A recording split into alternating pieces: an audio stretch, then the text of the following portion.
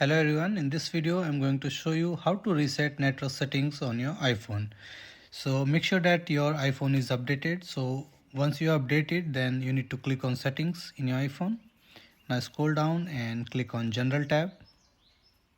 Now again scroll down till the bottom and you will see the second last option, transfer or reset iPhone. You need to tap on that one. Now again at the bottom you will see two options, reset, it is all content and settings. You need to tap on reset and it will open up some more options. Now again you can see the second one, that is reset network settings. Okay, so I'm going to click here, reset network settings. Now it will ask for passcode, enter the passcode here.